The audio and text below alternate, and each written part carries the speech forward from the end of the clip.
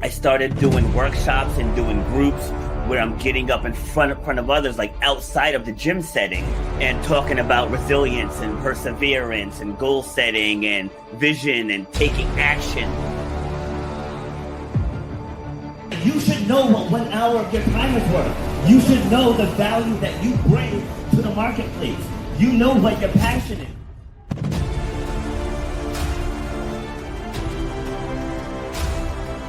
It starts with clarity of vision. If you don't have the clarity of vision, whatever next thing you get, you're not going to see it through because you don't have the clarity of vision. So the point of my pain was being told you will never run or jump again. And all that stuff, I was like, you know what? Like, I want to be able to take this even bigger. If you know why you do what you do, you have to know how to charge for what you do.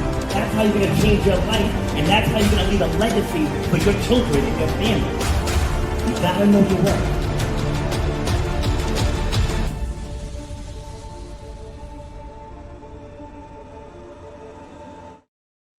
Happy Friday, ladies and gentlemen. This is Rob, and I'm back with episode number 357 of Shut Up and Grind, where we're all about overcoming obstacles, defying the odds, and inspiring you to clear whatever is blocking your path to success. So now we're about empowering, inspiring, igniting that fire within, and then unleashing this new you into the world so you can create the life that you want for yourself.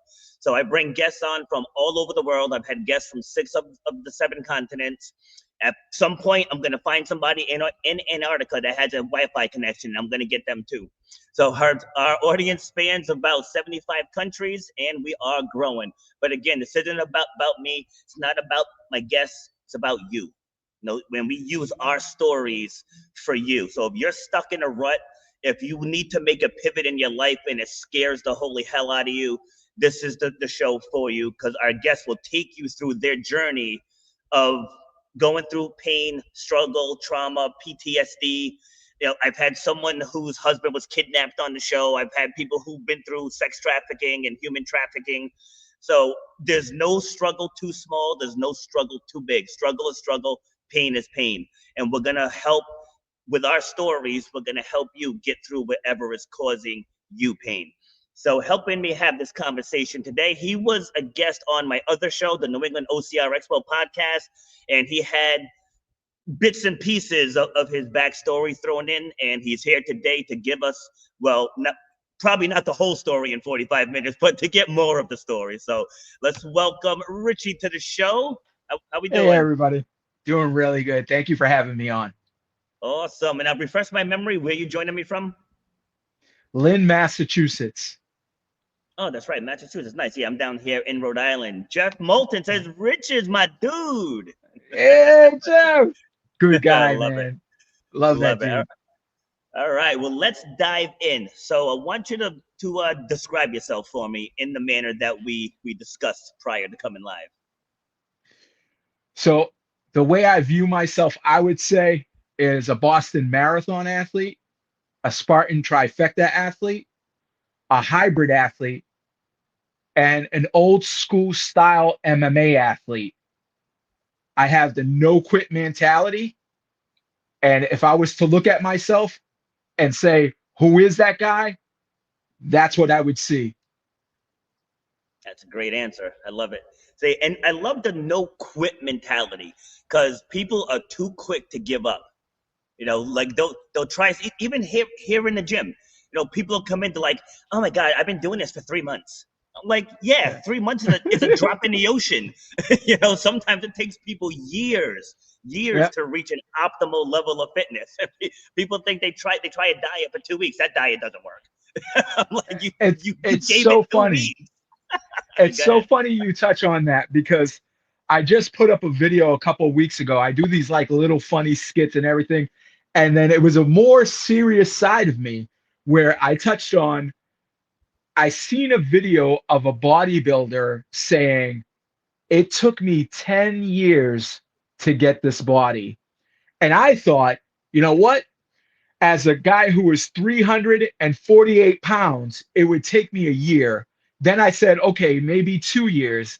Then at the 4-year mark, I was like, wait a minute, this might take me quite a while. And then I seen that video and I realized it could take me 10 years to at least be in a place where I don't have a frustration about myself, because I'm very competitive. I want to be the best I can be. And I think that spills into the no quit mentality. Okay, so let's talk about your childhood. So where does that mentality come from? Did something happen, or was it like a mentor or a parent growing up that helped you forge that mentality? So I would say it was a community thing. I come from a neighborhood called the Marion Gardens in Lynn, Massachusetts, and we all grew up really, really tight. So even the surrounding neighborhoods would hang out here. It's a very popular area still to this day. And if I recall correctly, she was about 16 years old. Her name was Erica, and she just took me under her wing. I don't even know why, but she did. And she would come to my house, and I come from a very big family, and she knew all my brothers, and she pretty much showed me other areas of the city, other people, introduced me to everybody. And I was just a kid. I was probably like 7 years old.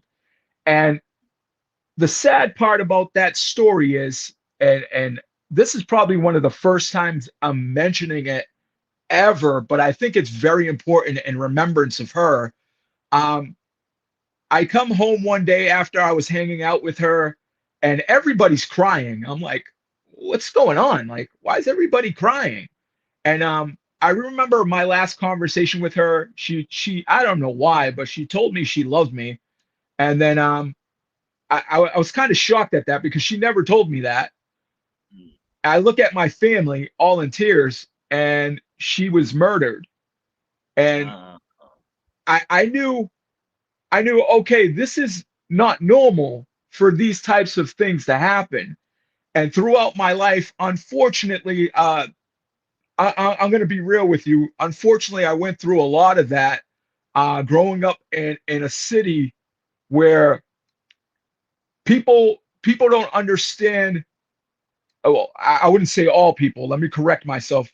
Certain people don't understand that there's alternates to anger. You can receive help, you can receive therapy, there's community meetings, and these type of people would not access that, and they would fall into a dark place and do these types of things. So I came across situations like this, sadly, a lot in my life. And I realized, to answer your question, I have to conquer the pain.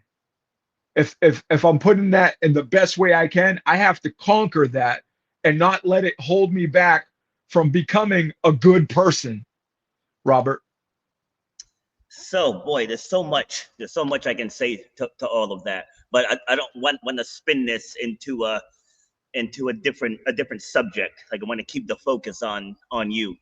So when you just said that you have to conquer the pain, right? And so when I work with people who are going through depression, grief, things of that nature, to me, and this is to me and to me only, right? I'm not downplaying therapy or counseling or any of that stuff.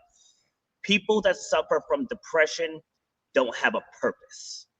When you Mm, have a purpose, it's bigger than you now. It's bigger than yeah, whatever your problem was.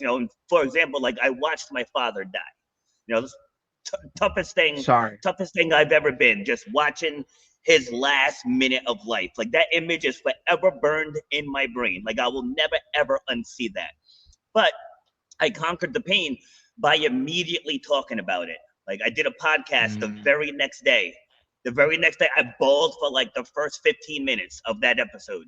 But I had to, because I'm always preaching, you got to show up. You got to show up even when it hurts. And doing this yeah. show, being here for the audience, all of that was bigger than my sadness. And that's how I view things, right? So how did you get yourself to a place there where you were able to conquer the pain? I mean, I would say, in all honesty, if I got to be honest with you, I just became numb to it. It happened a lot. Things like that happen where because for context, my mother, God bless her soul, an amazing person, very kind, very helpful, community person, church person, and she helped in somewhere in the area of 300 foster care children. So Wow. I came across a lot of children that went through a lot of trauma at a young age. So these people were raised like siblings with me. So I would hear the stories from them and connect with them. And they were pretty sad stories. I'm sure other people have in the foster care system have experienced this type of lifestyle where, if I could call it lifestyle for lack of a better explanation, where you hear these types of stories. And in that moment, I realized, okay, it's either I let it consume me as a young man, and I was very young when I realized this. I have to say, I was about 15 when I said, I can let these feelings of hurt, pain, anguish consume me and turn me into somebody who's just shelled from reality, other people, camaraderie, those types of beautiful things. Or I can just become numb to it and see it for what it is and have a greater understanding that, and I'm going to say it, that God loves me and there'll be afterlife where I could find peace and he can explain things to me in a way that I would never understand here on earth. So if I'm understanding you correctly, when you say numb to it, you're not saying like you just ignore the feelings. You just Nope. learn to accept what is. I don't want to put words in your mouth, but that's the way I'm hearing it Exactly. from you. Okay. Exactly. Exactly. But I mean, I'm shy to say, but it got to the point where I was like, there's not much I can do. It happened. So I think as people who suffer from depression, they dwell a lot. They drowned in what happened. And for me, I had to look past that and say, okay, what's the new focus? That happened. There's nothing I can do about it. I mourn and I move forward and I just don't give up, which brings me back to the no quit mentality. Love it. So Jeff asked a question, but I don't want to go there yet. So Jeff, I'll ask him this, but we're not to his weight loss journey yet. All right. Okay. So now you start the path, right? So you start the path to healing. What were your first steps? Well, in all honesty, as a young man going through these types of things, I had counselors reach out to my parents because they knew what was going on. I mean, some of these things were in the newspaper, some of these things were being discussed amongst the adults in the city, and they knew me as a good kid. I tried my best to always stay out of trouble. And finally, if I recall his name, because I was very young, he ended up eventually becoming my counselor in high school. His name was Mr. Mahoney. He sat me down, and I remember some of the things him saying, like, what do you want to be in life? Questions like that really set my mind on a different trajectory, if I could say that. And I knew, okay, this isn't it. So the healing came in when I had those types of conversations with very important people where they would give me what I call jewels. I also had a friend that we called Kiz. And this kid was so young. It was the craziest thing. He was so young, but his amount of knowledge of life was so vast. It was so vast. And he would tell me these types of things like, hey, man, what are we eating tonight? And being honest, there was times of struggle, and I would be like, you know what? Let's figure something out. So I would go to my house, I'd search, and as a young man, I started cooking as a young man. And not many young people do that. My mom was busy with work, college, and those types of things. And he'd be like, okay, so I know how to cook rice. And I was like, I know how to cook beans. And he was like, I know how to cook. So we teamed up. We teamed up. So those types of situations allowed me to heal because I realized the importance of having somebody on the outside looking in, being real with me, giving me real advice. And Kiz was the best at it, rest in peace. And we lost him to an accident, and it was very unfortunate. And it was one of those times where I knew, okay, I can either let this destroy me or remember what he taught me about life. And he taught me so much. And I apply a lot of what he showed me in life today. And it's brought me to a point where I've said this a couple of times on a couple of different podcasts. I'm one of the happiest people in the world. I am so happy. I'm so blessed. And I recognize that, Robert. Awesome. So one thing you mentioned a couple times, you said, let me. Like I can let me be hurt by this, or you can let it propel you. And that's one thing I try to get through to people who are struggling with past pain and whatever else. Like a lot of Army veterans, or I should just say military veterans, end up falling into that category because when you're in the service, you're mission driven, right? There's always a mission. You have the brotherhood, the sisterhood, the camaraderie, and then a lot of them get out. Now I've never served, but I've interviewed a lot of veterans, and that's what they all say, that they fall into this depression. And then my own father, he was a Vietnam vet, and he held in some PTSD for like 60 plus years. Like it didn't come out until like maybe the month before he passed away. And I wish I never heard what he went through, but he held on to that for his entire life. So I encourage people, like if you're going through pain, talk about it. Like it says right up above us, your true power lies in your story. Because when you talk about it, you used the word earlier, connection, right? Somebody else is going to share something similar that they went through, and you guys are going to bond on overcoming that pain. So I encourage people, that's why the first word up here is empower. It's like people have to empower themselves. People say it's so hard to change. Like it's really not. You just have to be willing to face the reality. It's all the fears, the fear of judgment, the fear of failure, the fear of rejection. Like those are all the things that people don't want to face. Like when I get up here and I tell people I live at home with my mom, I have zero shame in that. I pay half the bills there. I'm not freeloading. She took me in when I needed help, and now she needs my help. Because she can't take care of that whole place by herself. So I have no problem owning my reality. And that's where a lot of people go wrong, is they don't want to own their reality. So how do you go about owning yours? That's a difficult question, because I think I get to the point, and I'm going to be honest with you. I think I get to the point where I just go through the motions every day.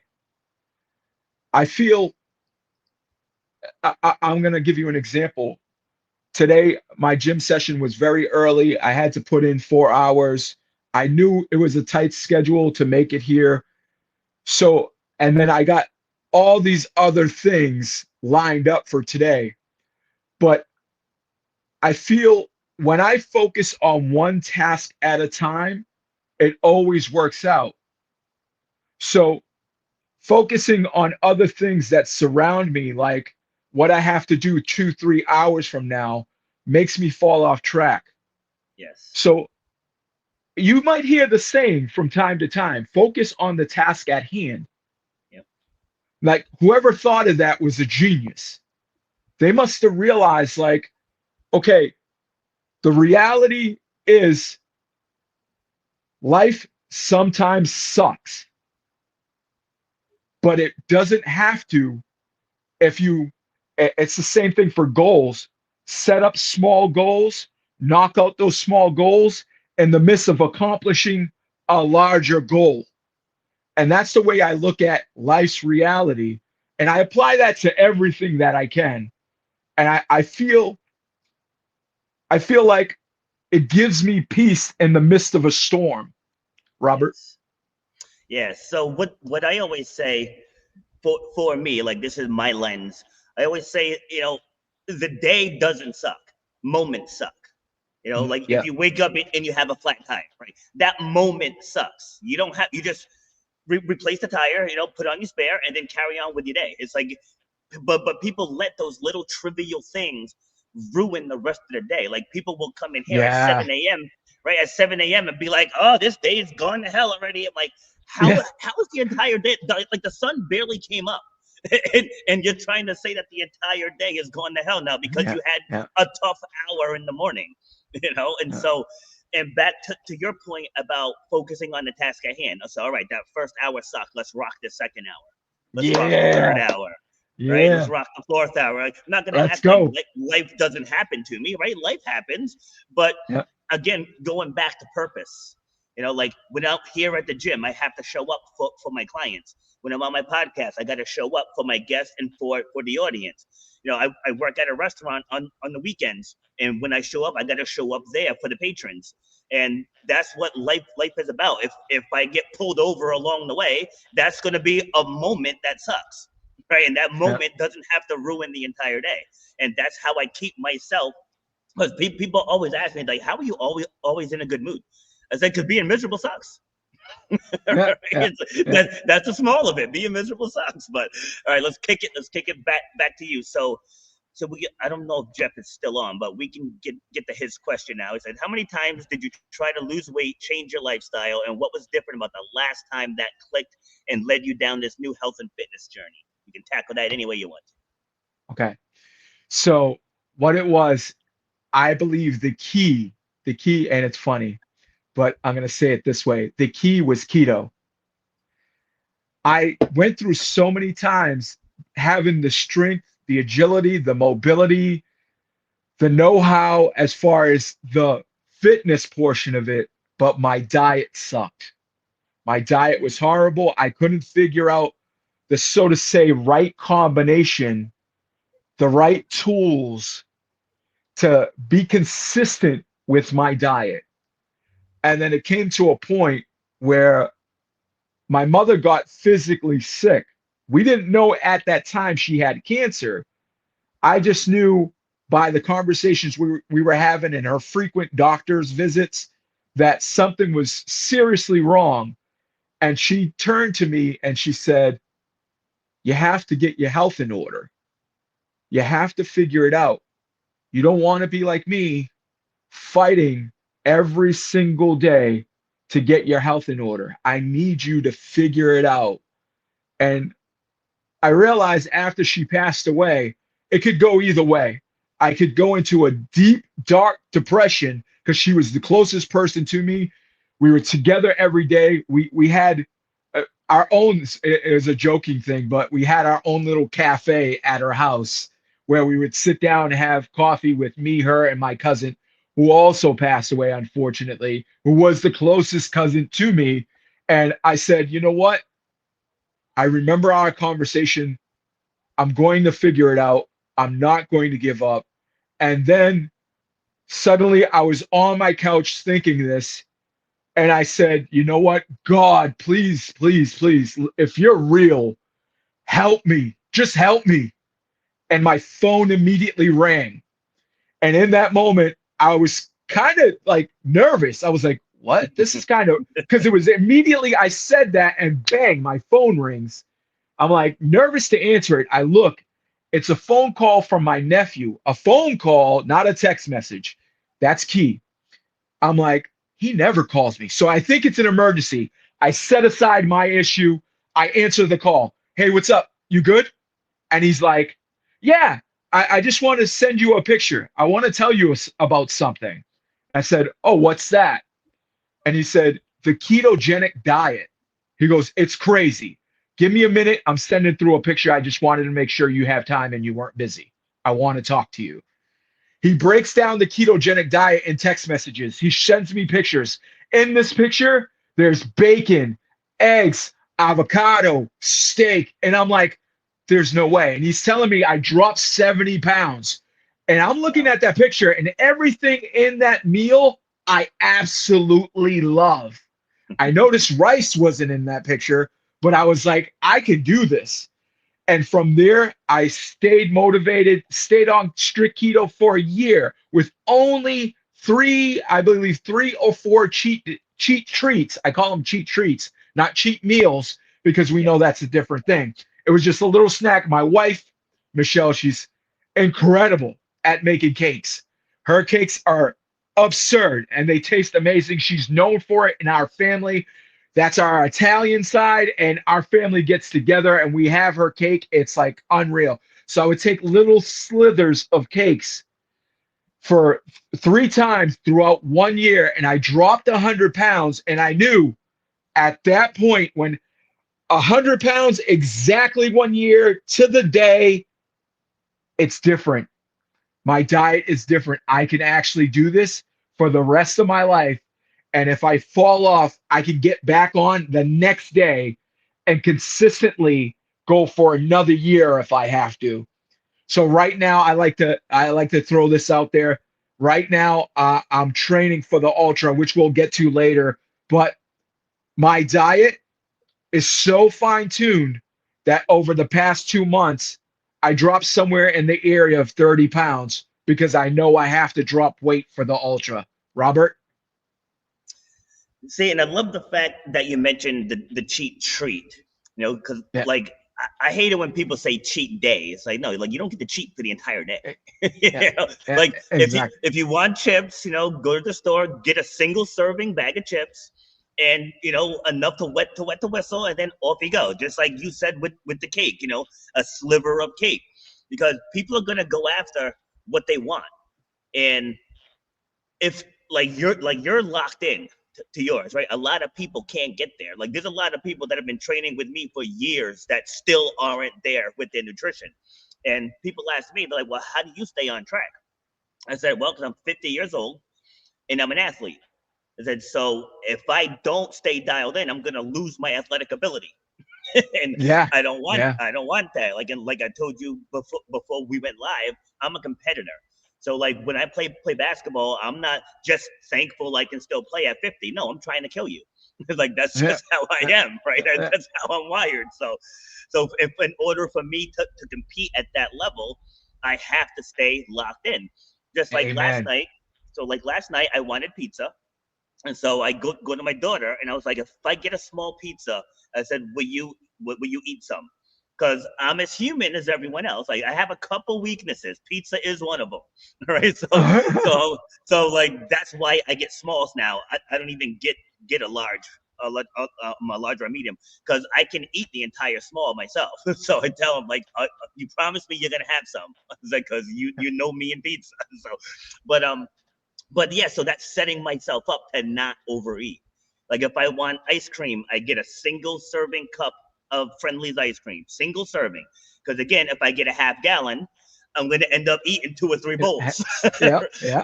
Yeah. So whenever people tell me that they have a snacking problem, I'm like, no, you have two separate problems. You have a shopping problem, and Yeah. you have a what you're snacking on problem. Because Yeah. like if you're snacking on carrots, celery, cherry tomatoes, avocados, if you're grapes, if you're snacking on the right things, it's very Yeah. easy to stay on track. If you go out and buy cookies, they like call to you, so, Yeah. Yeah. yeah. So Very. moderation is everything. But you said something when you were talking about your mom being sick. Now I don't want to talk about her situation specifically, just people in general. You said she was fighting every day for her health, right? Fighting every day for her health. But why do people wait till they get sick to do that? Like, There it imagine if is. you fought every day for your health now before it Now. gets to that point. Yep. How much, like if you weren't dialed in for the last year, what would your life look like right Oh, I wouldn't be here. now? I mean, I have to be honest. I was frequent at the doctor's and I sat down with the doctor and he pretty much told me, he said, you have an enlarged liver. All these body pains you're having is because you're physically sick. You're eating all the wrong foods. Um, and he said, if you consistently go this way and you don't stop eating the way you're eating, and I'm not a tall guy. So when I say I was 348 pounds, I'm 5'6". That's insane, Mm, you know? And he said, it just doesn't look good. Your labs don't look good. I don't know how much longer you have. And I was like, what? Like, hold on. wow. Like, everything just like changed when you just said, like, are you telling me what I think you're telling me? And he said, yeah. Like, I'm Wow. telling you that. Like, and I was like, oh my God. So he presented um, one path. He said, we can do weight loss surgery. So I started researching it because I'm that guy. I don't just do something. I have to Yeah. have all the information I can get. I'm known for this, Robert. I'm known for absorbing information, keeping it, and applying it to my life. I'm very, very good at it. I think that's what makes me a good athlete. So Mm, when he told me that, I said, I'm going to research. And I started researching the surgeries, the different types. There was about 4 different kinds. And then finally, to make a long story short, I ended up in front of the surgeon who was going to do the surgery in Boston, Massachusetts. And he said to me these words. He said, you do realize that you're going to have this surgery and you're going to have to change your eating habits. And immediately I went into, whoa, whoa, whoa, whoa. So all I have to do is change my eating habits either way. And he said, yeah. mm, And I said, so wait, wait, wait. So you're telling me I'm going to have this surgery and I have to change the way I eat no matter what? So I can't have certain foods? And he goes, well, fried foods. And I said, whoa, wait a second, wait a second. So my culture, part of we gather on my Latino side, we have Spanish foods. So I can't mm. have that again. He goes, no. I was like, uh, I'm not doing this. And I was like, he was like, what do you mean? I was like, to the surgeon, literally, I looked him in his face and said, I'm going to do it on my own. He smiled like, I've heard this before, and I never would look back. I gave it my all, and I knew, okay, here we are. This is the turning point.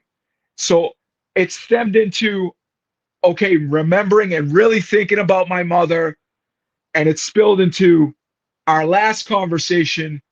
It spilled into sitting on that couch getting that information from my nephew. And like I said before, I absorbed information really good, apply it to my life, and I never looked back. I just stayed eating right. Yeah, you Robert, kept your eye on the prize. You there it know, is. Uh, that's what it's about. Like I have to preach that here in the gym all the time. Where people are like, I just don't feel like it today. I said because your goal's not big enough. Like if your goal there it is. was big enough, you show up. You know, you show up, and like that's the things that people need to hear. Because my style, hence the name, shut up and grind, right? My style is why are you doing this? Like, what are you working towards? And a lot of people, they're like, yeah, I just want to be healthier. Like, that's vague. That's vague. Uh, Like, if you're not drinking enough water today, and you start drinking more water the next day, you're already healthier than you were the day before. You know, uh, so to just simply say, or people will say, I want to lose weight and tone up. Well, how much weight? Oh, well, I'm not concerned about a number. Well, how are you going to know when you get there? yeah, yeah, It's like you don't have to tie it completely to a number, but you should have something in mind that we can measure. Like, do you know what your body fat percentage is? Do when's the last time you weighed yourself? Like, do you know when's the last time you had labs done? Thyroid. Like, there's so many different things that go into the journey. But people think that they're just going to show up, work out 3 days a week, and it's going to just fall off their body. Like, it yeah, doesn't work that way. It doesn't work that way. Like, you can't just simply show up. It's like you have to show up and crush it. You got to leave it yeah, all out there. I see it in the gyms all the time, like the regular box gyms. People, they do a set, they're on their phones. They do yeah. another set, they're back on their phone. And I blew through my workout in 25 minutes, drenched in sweat, and these guys are on like their third machine. It's Yeah. like no matter what it is, whether it's fitness, whether it's wellness, whether it's lifestyle change, you got to go after it. And you don't have to be 100% all the time. You just have to want it more than you don't want it. What are your thoughts on that? It's so funny because I was asked the the other day at the gym a similar question, just basically like, why do you train like that every day? I get that a lot. We talked on your other show about energy, Mm. we put out that energy. So people will not disturb me. I would say they're very curious about me, because I'll be lifting extremely heavy. And Spartan athletes, we just have like strength capabilities, agility, mobility that's unmatched, you know, Mm. from a lot of other types of sports. So Yes. when they see me doing these, 8 plate deadlifts for like repeats and stuff like that, they're like, who is this guy? Like, what are you doing? Like, so they'll come up to me and ask me questions like, why? And I'm Mm. like, that's an interesting question. Like, because not only do I want to be in the best shape of my life, I'm never satisfied when I get there to the point where I reach my goal and say, I did it. It's never, I did it. I reached my goal. It's always, I could do better. I could do better. So the first task was losing the weight. So I dropped 100 pounds in 1 year. And then most people, I'll say, I mean, out of every 10 people, I would say about 7 to 8 is my guesstimate. They'll be happy with that. Satisfied, settle down, live a life where they just manage that, control it. And for me, it was like, no, now it's time to gain muscle. And then after I gain muscle, now it's time to run fast. And then after I ran fast, okay, now it's time to level up everything at the same time. And it just kept increasing goals, increasing goals. But the trick, I touched on it a little bit earlier, setting up small little goals to accomplish a greater goal. And I think Yes. every time I reach my greater goal, I start setting up small goals again.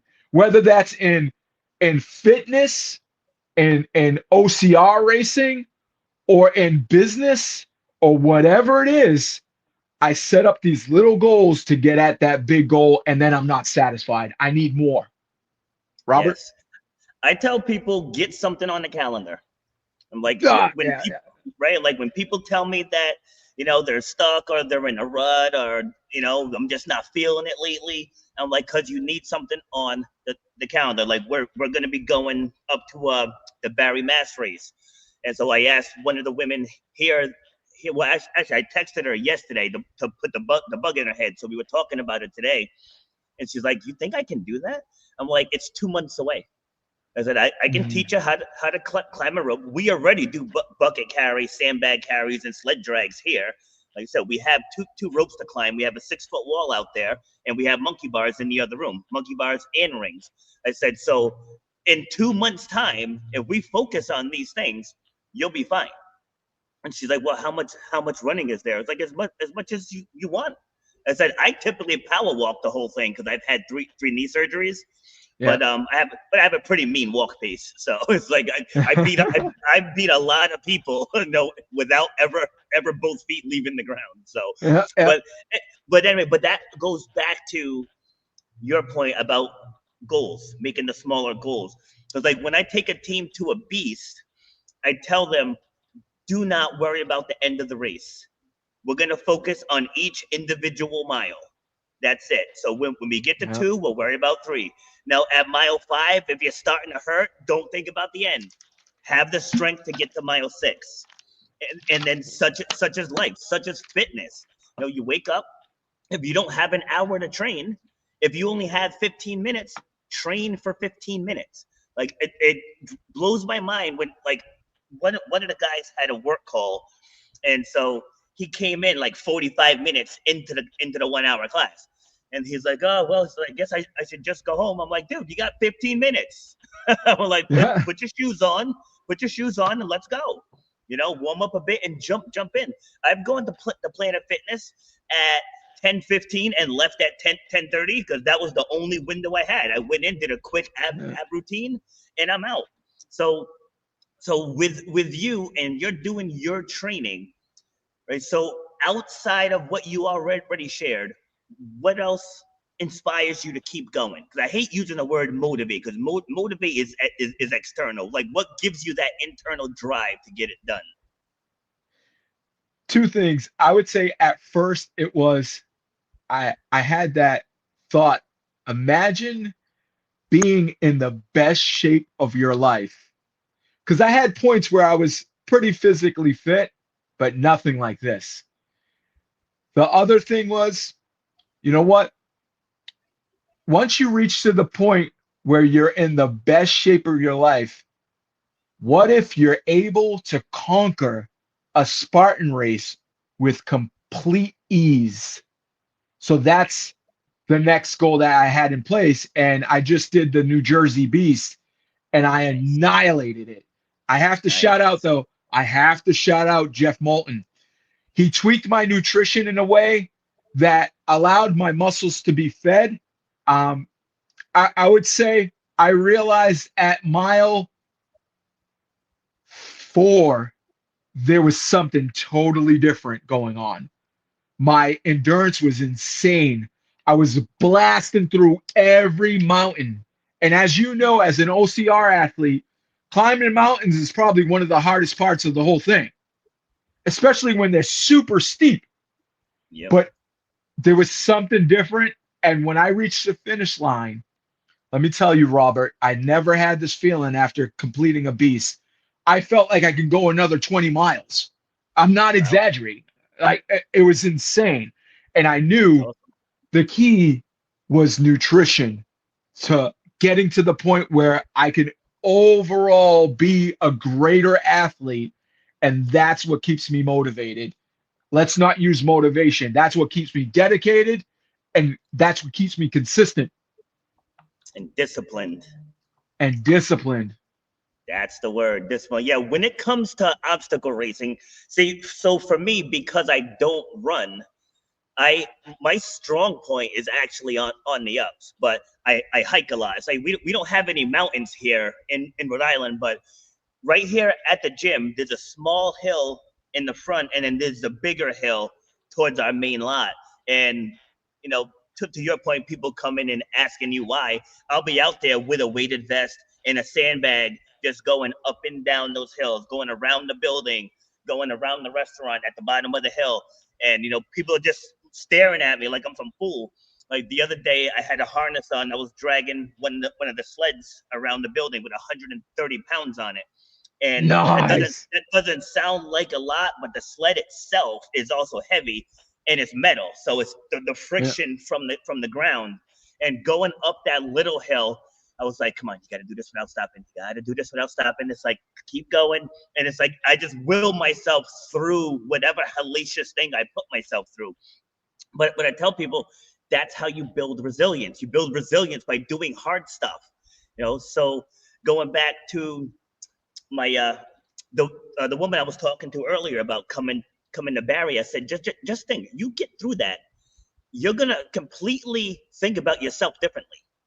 Like completely. Like my first beast was at Killington in 2013, and that changed me as a trainer. You know, let alone as a person. I changed my entire training style to suit. You know, like I want people to be able to do anything, right? So when you train like an OCR athlete, like you literally can do anything else out there. It's insane. Yeah. I totally agree. And it's so interesting to me that training for a beast is different than being a street runner. It's two different levels of strength and agility and mobility. It's two different, it's just a different sport. And it's funny because we see the jokes online about trail runners making fun of street runners, but then you could look at it this way. A Spartan athlete could look at just a trail runner and be like, oh, you have no idea what the level up is. It's a totally different world. Once I became a Spartan Beast athlete, and a DECA athlete and a Boston Marathon athlete, I knew this level of athleticism was something out of this world. And being able to do that, I think there's moments, little moments in the midst of running like a Vermont beast where you're like, I can't believe I'm doing this. I Yeah. can't believe this is happening right now. I can't believe I'm climbing a mountain, then going in water under a dunk wall, coming out and yelling, Aru, like, let's go. Like, I can't believe it's me. There's times, and this might sound like an odd thing to say, but I got to say it here. Because I don't think I ever said this. I don't think there's times where because in my mind, there's days where I'm still that 348-pound guy. And Mm. there's times, and I might be seen as a weirdo by some people for saying this, but where I look in the mirror at the gym and I stop for a moment and I go, is that me?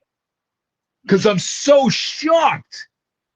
Because in my mind, I'm the big fat guy, the obese, sick guy. And I'm like, oh my God. And jokingly, he's actually the head of the fire department out here. He's a buddy of mine. He said to me, he said, hey, we getting in those mirror reps today? And it's funny, he doesn't know why I do that. He doesn't Yeah. know because I'm so shocked that it's me to this day. When I look in the mirror, the weight loss is so tremendous. I'm down 138 pounds now. It's wild seeing myself. So when other people, and I'll tell you this quick, I don't think I ever told this story on a podcast, but during COVID was when I dropped the 100 pounds. And I believe it was 75 pounds down, I went to BJ's because they were still open during COVID because the necessities. Yeah. I see my brother from afar and he's loading a table into his truck. And I'm like, hey, let me go help him. I walk over. I'm like, hey, what's up, dude? He's like, hey, what's up, man? I'm like, hey, let me help you put that in your car. He's like, no, I'm good, dude. I'm like, what do you mean, dude? Just let me help you put it in your car. I'm all set, I said. I'm all set, bud. I'm like, what are you even talking about? And he's like, Richy? Richy, what? He didn't even know it was me. And that's how much of a difference there was in my physical appearance and included in my face. My face is a lot thinner. So it's a wild thing. It's a wild thing having that transition. Robert? See, and those thoughts creep in because I've dealt with this a lot over the years. Like not so much now because my clientele in this gym, they're all pretty petite, So, but in my last gym, I used to do a lot of weight loss challenges and things of that nature. Wow. And so what I'm finding is that see, because I was overweight once, right? Not extremely, but I lost 45 pounds in about 5 months. Wow. But like, Wow. but when I was that size, I had the opposite because I was an all-American track and field athlete, and I was like, that dude is still in there, So I found people that lost, let's say, 80 plus pounds, 70 plus pounds and beyond. When you're that heavy, there is a mindset. Whether people want to admit it or not, there is a mindset that's attached to being that size. So when I find that people were losing weight, they still held on to that mindset. Yeah. So when you said that, it brought me to a couple conversations I've had with some of my members. Like this one woman, I said, "Hey," I said, "That's fat you talking."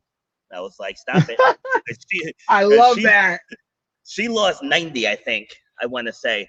But I was like, yep, I said, those thoughts right there, those are the thoughts that got you to gain all that weight. I said, you gotta go back into when you were your fittest and revisit that mindset. And that's why a lot of people lose a lot of weight and then they end up gaining a bunch back because they haven't let go of the mindset. What are your thoughts on that? So I think in order to accomplish greatness, we have to let go of what hurts us and who hurts us. So that flip side of who hurts us, sometimes that's more difficult than what hurts us. What hurts us as far as like weight loss is bad foods. We as people who are trying to become better have difficulty of letting go of who hurts us because we have an attachment in the same way we have an attachment to bad foods as an overweight person. The negative talk for many, many, many years was what made me fall off. Some of those people would just come out of left field. I touched on a couple things with a couple different people at the gym as to examples of negative talk. And I realized having those examples in my head also held me back. So I stopped saying what happened all the time because then it became the cycle of it's still happening. It's still in my head. It's still holding me back. If I have a conversation, I'll mention an example here and there and be on and move on from that conversation. But I think back to what I was saying, it's what hurts us and who hurts us. We have to let go of those things because for a better explanation, it's toxic. It's drama we don't need. It's bad vibes. And once we just push that aside, we could see daylight, so to say. We could see all the positives in life. So once we have a positive mindset, we start to not only be inspired by people like you, Robert, but we inspire ourselves and we see things in a different light. You ever hear that? You see things in a different light. Or the term like there's light at the end of the tunnel. That's the positive mindset that we all need in order to accomplish greatness, Robert. And that goes back to earlier where I mentioned about purpose, right? Because a lot of people get stuck because they're so focused on their struggles, on their problems, on their bills, on their significant other, or on their kids, and they're not working for something that's bigger. Because everybody deals with those things. Everybody, like every married couple, at some point you're gonna argue over something foolish, right? It happens, and you get yourself through it. But when you're focused on a mission, like my book that I published last year, like I haven't started the book tour yet, but the goal is to build something that can't be taken away from me, something that can be left behind when my time on this earth is done. So we got 357 podcast episodes, this book, and I'm in the beginning stages of doing the outline for book number 2. But those things are mine alone. Like, they just can't be taken away. And that's what drives me every day. And there are days, like I coach indoor and outdoor track. Like there are days weeks where I work 5 to 6, 12 plus hours a day, and it's just like one thing, boom, boom, boom, boom, boom, boom, boom, boom, boom. And I might be physically tired at the end, but I'm fulfilled, because everything that I'm doing is going to the betterment of other people, coaching the athletes, doing my fitness classes here, doing my private training sessions. I do private trainings for high jumpers, and doing my podcast, hosting or guesting. Like it's bigger than me, So when the trivial things come up, I address them and then get back to the mission. Address it, get back to the mission, and then over time, by this time next year, my life is going to be in a completely different place. And it's gonna be in a spot like my goal is to buy my mom's house. That's the goal. So yeah, because she was talking about like when her time comes, because she's gonna be 74 this year, and so you have to have those conversations. And she was talking about like selling the house and splitting it up amongst the siblings and all that. And I was like, why don't we just keep it in the family? And it's like, I'll buy it. Let's just do it that way. So anyway, so the thought process isn't just about me saying I want to make $1 million, or I want to, like, that's all personal stuff. I want to leave a legacy. If that legacy gets me Wow. millions, whatever. But I want to leave a legacy, and I want to impact people. So in these last few minutes, what do you want to leave behind for others to follow?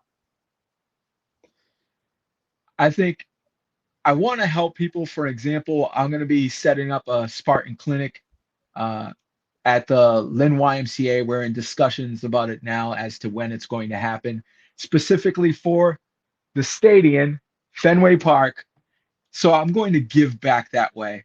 And I think it's very important about what you touched on is leaving a lasting impression. I think doing things like that, we see past what we've accomplished, and now we see what we could help other people accomplish.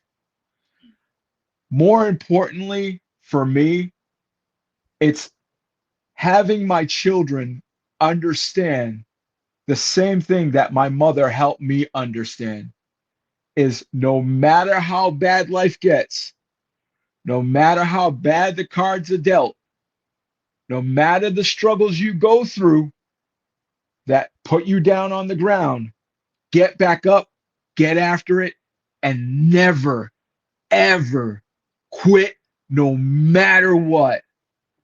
Have that mindset, not just in health and fitness. Apply it to everything across the board in your life. And I think that's the biggest thing I want to leave in life, that if somebody says, you know what, who is this guy? Who is this guy, Richy Pasuy? He was a helper of the community. He was an amazing family man, but he never, ever quit. And I think that's the most important keys to the puzzle that we call life. Absolutely. I just want to add on to that is, like, you don't quit, pivot. Because if something doesn't work, you don't want to keep banging your head up against the wall. But you don't change the goal. You just change how you get there. Right? I always use the GPS theory. Like, if you miss a turn, it's okay. It puts you right back on the path. It's okay. Right? It doesn't just stop the trip. All right, whatever, go home. Right? And that's what people have to take away. Like life isn't linear. You know what I mean? There's peaks and valleys, peaks and valleys, peaks and valleys. Just when you're in a valley, using the mountain as an example, you got to climb. You got to climb to get to the peak, right? You got to climb. It takes work. It takes physical strength. It takes inner discipline. It takes mental strength and mental clarity to go through the pain of getting to that peak. So we live in this world now where everything is instant, and people don't want to walk up each step. They just want to somehow vault up to the top. It's like, it's a process. Yeah. And I started this process, like, it took me 3 years to write that book. Wow. 3 years. Wow. But I got it done. Like, that's the thing, is I got it done. And now I'm working on launching a speaking business and a coaching business. And those is what's gonna propel me. My goal is, by the time I'm 55, I want the option to retire. I probably won't, but I just want the option. I want to make this go so wide and help as many people as possible that I could be like, you know what? I could just stop working if I wanted to. Like I want that level of freedom, and that's what I want people to take away from these episodes, is that you're in control. Like, no matter who you spoke to on your journey, whether it was your therapist or a counselor or friends or a coach or a mentor, you still had to make the decision, I'm going to do this. And that's what people have to understand, that decision is yours and yours alone to make. Other people can help give you advice and everything else, but ultimately you have to flip the switch. All right, when they kick it back to you for a final word, and then we'll break it down. I think two of the more pivotal points for me was, I remember training MMA. My body was battered, completely battered, bleeding out my mouth. injuries to get to the point. I came home, collapsed on the floor, woke up, ate something, showered, changed, and then it was 5 a.m. in the morning. Well, excuse me, 4:30 a.m. in the morning. I had to be out the door 5 a.m. in the morning in order to meet my next training session. It was in that moment I was sitting down and I said, "Am I really gonna do this again? What am I doing?" And I said, "Okay, if I do this, I know, I know this moment is where my life changes." I got up and I went and I did it all over again. And I felt so amazing mentally. I didn't even care how my body felt. The second time that happened was the first time I did the Vermont Beast. I said, I'm not going to quit. I DNF a little distance from the finish line Oh, because of, yeah, because I missed the time requirements by 5 minutes. The guy in front of me was about 10 steps, 5, 10 steps in front of me. He went through, they cut me off. I was I wow. was right there. Yeah, yeah. Heartbreaking, but it was the most valuable learning lesson. And I'll say when I laid down to bed and I woke up in the middle of the night, body fully locked in cramps, head to toe, excruciating pain, I said, okay, I can either say to myself, I'll never do that again, or in this moment, embrace it and train harder. And the next year, I annihilated the Vermont Beast. I like to take one moment to say, I wouldn't be able to do this without my team, Team Clarendon, based out of Vermont. Way I met them, I was on the side of the mountain the first time I did the Beast, fully cramped up, and we call her Goat Lady. She came across the mountain to me and gave me mustard. No, excuse me, it was pickle juice. She gave me pickle juice. I was like, what is this? Blah, blah, blah. And I took that in. The next year, I seen her at Barre, Massachusetts, which I'm going to be running this year. And she came up to me. She goes, hey, I recognize you from somewhere. Is it Vermont? And I said, yeah, Vermont Beast. She didn't even know it was me. She had no clue. And I told her a year later when I joined their team who she was to me. And she was like, I don't even remember. I was like, yeah, I do. I remember dying on the side of that mountain and on the edge of that cliff and you coming over and saving my life. I remember that. And she goes, really? I was like, yeah, I will never forget that.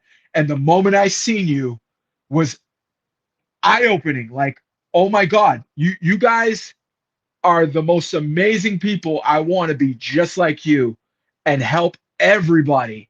So every time I do these events, I bring extra nutrition just to help somebody out. And I think these types of keys in life will lead you to only the greatest form of success there is. And that success, Robert, is true happiness. Yes, absolutely. True happiness, fulfillment.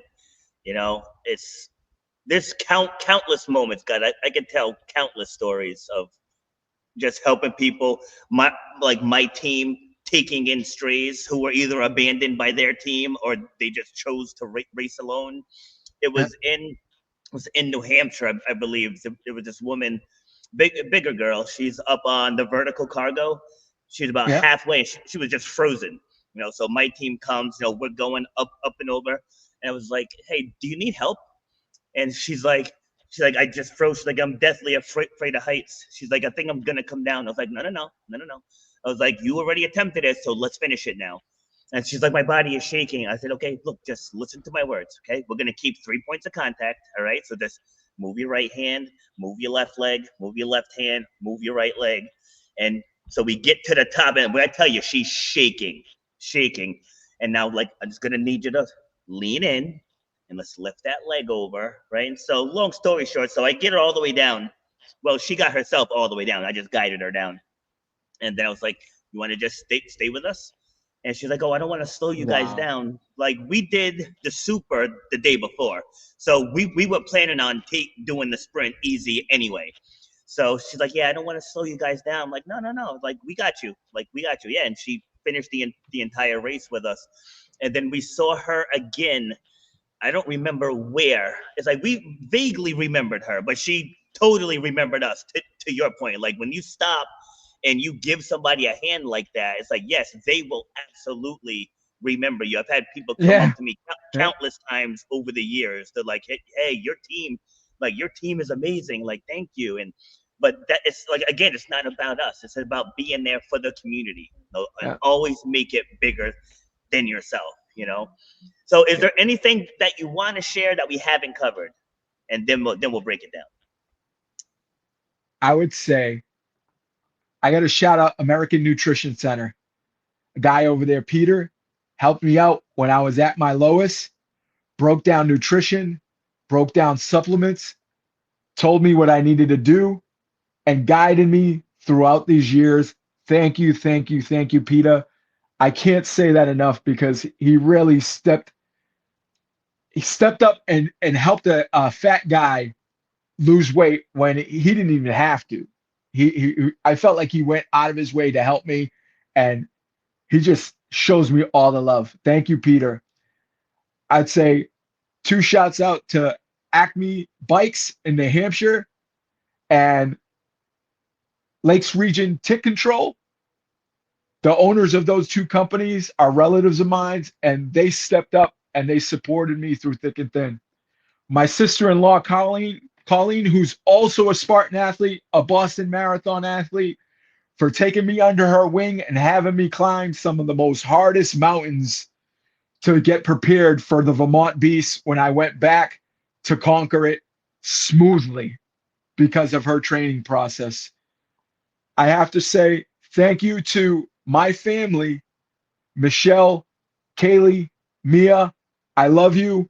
I know I must drive you guys nuts talking about Spartan every single day, all day. It's all I do. But I promise you, I know what I'm doing. I'm helping people. I'm creating a base through my YouTube channel that I have now. Look it up, Richy Pasuy. It's all hilarious Spartan content, little skits here and there, and on my Instagram as well, lgram_04. I try to put hilarious content out there about my Spartan journey to uplift people and help them with tips and tricks that I throw in there as jewels. And I do that every single day consistently because I wish I had content like this for me when I started out my OCR journey. Robert? Told you, it's all about legacy, baby, what you can leave behind. Well, thank you for taking the time to come share your stories, your experiences. I'm probably going to do, for the Expo podcast, I'm probably going to do a panel coming up soon if you want to join in on the talk. So I'm going to reach out to a few people, see if we can coordinate schedules. But yeah, this was a great talk, and enjoy the rest of your weekend. Thank you, Robert. You're an amazing person. We really do appreciate you, not just me, but the community. You're an amazing person at helping everybody understand the importance of health and fitness. Thank you. Appreciate that. All right. Take care. Take care.